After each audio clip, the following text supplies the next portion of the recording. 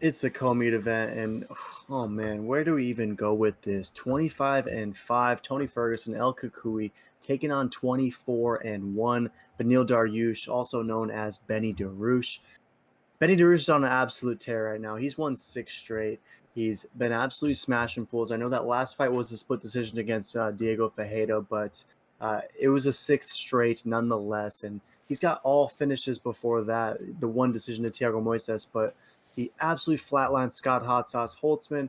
He put out Drakkar Close, and he was a little rocked in that fight early on, but came back and just managed to just shut Drakar's lights off. And he truly seems to be peaking right now at age 32, taking on the legend, Tony Ferguson, El Kukui, who, for being honest, those last two fights have been, they haven't been his greatest performances. And in that fight against Justin Gaethje at UFC 249, I mean, it was just last May, but that fight was just kind of brutal to watch, truthfully. I mean, Tony ate so many shots, heavy meat bombs from a hard flame throwing Justin Gaethje, and of course he kept walking forward.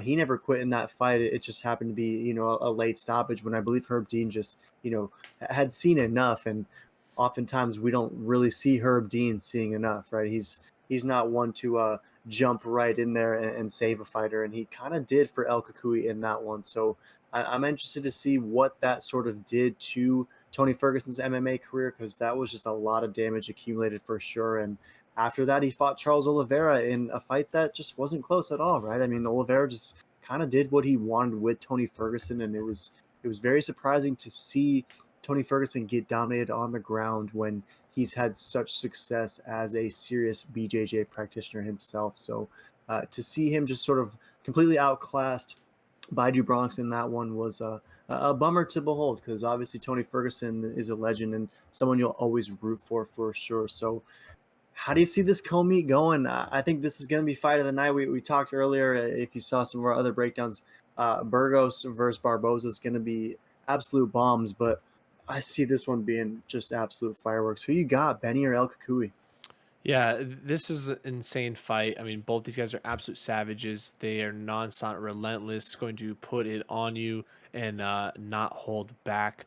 One thing I don't like is Tony Ferguson. The last few fights, absolute being mauled, and it looks like Justin Gaethje possibly took his soul. It was very brutal to watch that and sad to see. He's also coming out on his last probably few years, if not his last year. He's 37 now on a two-fight lose streak. If he cannot get it done versus Benny, I think he's on his way out, or maybe one or two more fights just for the fans. But what Dana White said, he says if El Kukui can get it done in dominant fashion, he's right back up there in that title talk. So that is a good sign, because if Tony shows up how he used to show up, where he just was mauling everybody, didn't matter how, when, bloody, not bloody, he's gonna get it done. But I think, like you said, Benny's peaking and he's got that momentum, which is a big thing in these kind of sports. Is when people are rising, usually someone is falling. And so this is hey, Tony, you still want your varsity spot, or are you going back down to freshman class? And I think Benny is ready for the varsity strap. So I think he's going to get it done, to be honest. Wouldn't surprise me if he gets a TKO in the later rounds, honestly. But I'm very excited to see this, how it goes on the feet. Tony's got that longer reach. So I wonder if Tony's going to want to stay on the feet, or if he's going to be very confident and go with the grappling. Benny's no joke when it comes to grappling, and I cannot wait. I hope it hits the mats, because I want to see who gets the better exchanges on the ground. We saw Oliveira absolutely smash Tony on the ground, so it did look like Tony needs to crisp up that grappling and wrestling jiu-jitsu. But yeah, I'm very scared for Tony. Not gonna lie, my heart goes with Tony, but my head, I'm going with Benny.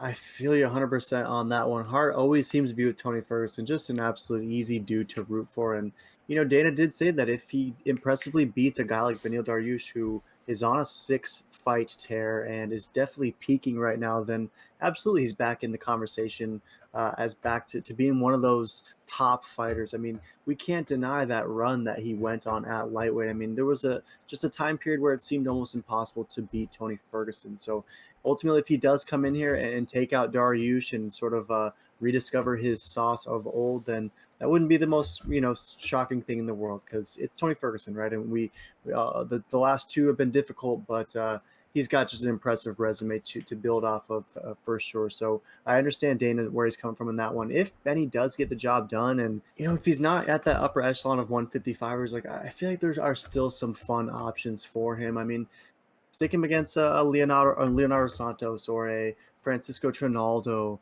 or even like a Paul Felder, right? There's some fun fights, Dos Anjos. There's some options you have with Tony Ferguson if he's not quite up at that top level, and this is a great test to find out if he still is for sure.